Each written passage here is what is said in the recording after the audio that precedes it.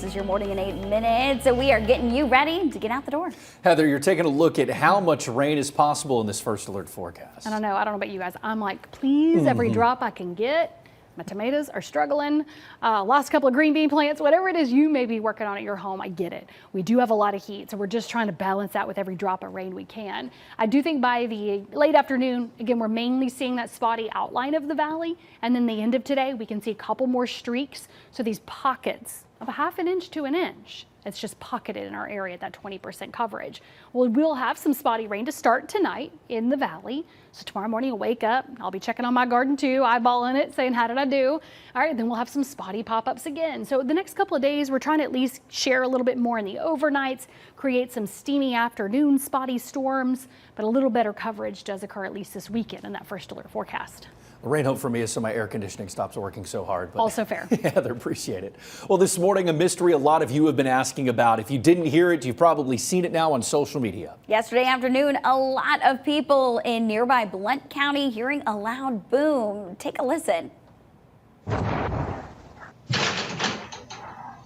Yeah, that boom brought enough force to shake that garage door there. People we spoke to said it was enough to shake their windows as well. So what caused it? This morning, nobody knows. Maryville police report no injuries. They say they haven't found any damage or anything. The city of Alcoa says it wasn't an electric issue, and Blount County Sheriff's Office took a lot of calls too. They could not pinpoint the cause either. So a lot of mystery in the air this morning. Indeed. Meanwhile, one boom we do know about, a growing East Tennessee means higher demand for energy. Now, a new group is pushing to bring more nuclear energy to East Tennessee and to make our region the nuclear energy hub of the world. With decades of experience in the nuclear arena, leaders say our region has a strong foundation and a proven ability to train the next generation of employees. Anderson and Roane counties teaming up for the initiative, hoping to drive economic growth for the entire region. Leaders say it'll bring more jobs and cement our region as a nationwide leader in atomic energy. And meanwhile, so many here in East Tennessee are struggling to find affordable housing. However, a new report this morning is showing some promising trends with that. In East Tennessee, a $250,000 home in 2020 would be worth $430,000 now.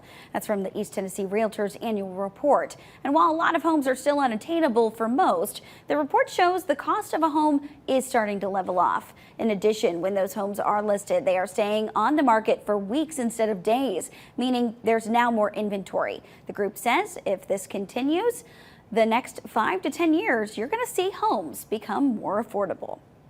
As American consumers face higher prices, the president is doubling down on tariffs. Yeah, this week marks back-to-back releases of two key inflation gauges. Today's producer price index report follows yesterday's consumer price index data that showed an inflation increase. The president says he will likely impose pharmaceutical duties at the end of the month and eventually could hike them to 200%. The president also says he'll impose a 19% tariff on Indonesian goods soon. Meanwhile, the new CPI report shows an increase in the inflation rate. That's up 3% between May and June, 2.7% year over year. Most mainstream economists say tariffs are inflationary, though the president disagrees. American businesses pay them on imports. Russia is rejecting the president's ultimatum for a ceasefire with Ukraine. The president threatened new sanctions if no deal is reached in 50 days. Authorities in Moscow called the demands, quote, unacceptable. The president says he has not spoken to Russian leader Vladimir Putin since announcing this proposal. It all comes after President Donald Trump laid out plans to sell weapons to NATO for Ukraine. And a new tool in Knoxville could help breast cancer patients. UT Medical Center bringing artificial intelligence into the treatment planning process. Doctors say reading through data and coming up with the diagnoses can take hours. Now researchers from UT and UT Medical Center are training a computer system to read that data. The system will then be able to compare it with cancer staging data to determine what stage of breast cancer a patient has. Doctors say this does open the doors for training this system to be used for other types of cancers. Right now, the AI system is still being fine-tuned. UT Medical Center may also pilot a program using the researchers' prototype. 6:55. We want to go check your first alert traffic with Olivia Calfee. Yeah, guys, I'm pretty pleased with the way the roads are looking right now. Taking a live look. I-40 at Walker Springs. A few more cars heading out the door. On I-40 at Walker Springs, east and westbound lanes are moving. Of course, Heather was giving you that first alert just a little bit earlier of some patchy fog in some areas. Make sure that you're being careful, giving yourself some extra time in case you do run into that. North and southbound lanes at Merchant Drive, that area, we start seeing that congestion pick up first is still looking good, so that is positive. One more look at Western Avenue, also in the clear.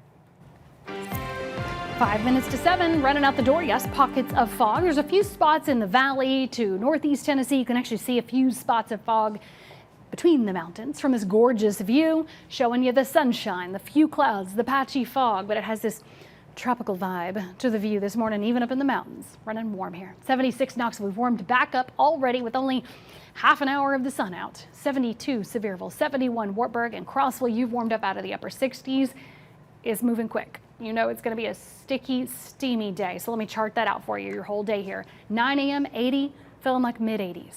Noon, 87, feeling like mid-90s. And this afternoon feels like upper 90s to around 100 until the end of the day. So please use caution. Southwesterly wind today, 10 to 15 miles per hour. Again, spotty rain and storms at our higher elevations today to early overnight valley to another stuffy morning tomorrow. So just not able to find much relief in the mornings with these spots of rain. So I am going to keep tracking out the timing of the spotty rain and storms to a few more at times this weekend, coming up at 7 on the CW.